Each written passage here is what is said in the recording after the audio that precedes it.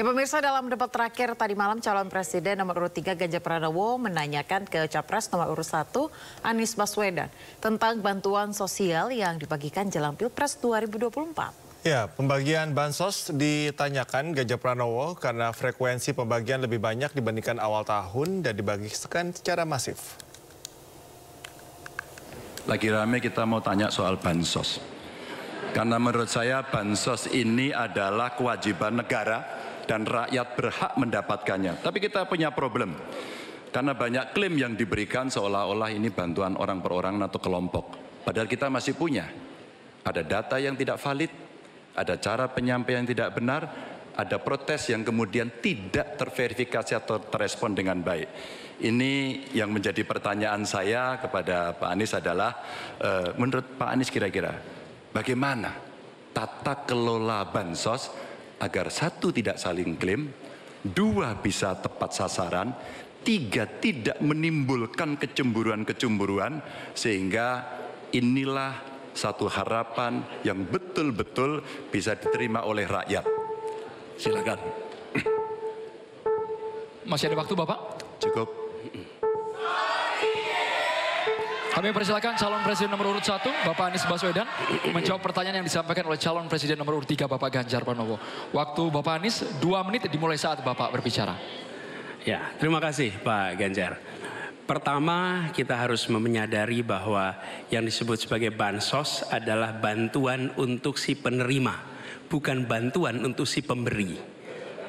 Karenanya, dia diberikan sesuai dengan kebutuhan si penerima. Kalau penerimanya membutuhkan bulan ini, ya diberi bulan ini. Kalau dibutuhkannya 3 bulan lagi, ya 3 bulan lagi. Tidak usah dirapel semuanya. Okay? Dijadikan sebagai sesuai kebutuhan. Yang nomor 1, yang itulah yang disebut sebagai bansos tanpa pamrih.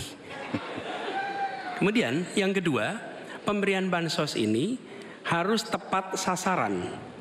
Artinya diberikan melalui pendataan yang baik.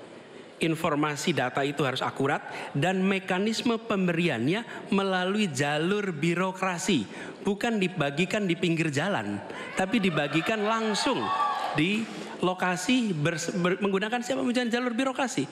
Kemudian yang ketiga, yang tidak kalah penting, ketika kita berbicara tentang bansos ini, harus bansos itu bisa dipastikan mereka yang miskin, prasejahtera itu termasuk di dalamnya. Jangan sampai mereka terlewatkan. Karena itu kami menyusun ini sebagai bagian dari perubahan adalah Bansos Plus. Angkanya ditingkatkan, yang belum masuk masih miskin dimasukkan dan diberikan bekal pelatihan, pendampingan supaya mereka pelan-pelan bisa mandiri dan hidup lebih sejahtera.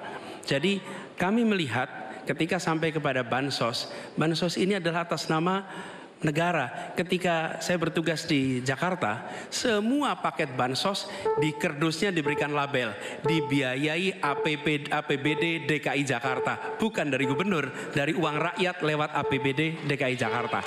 Jelas posisinya.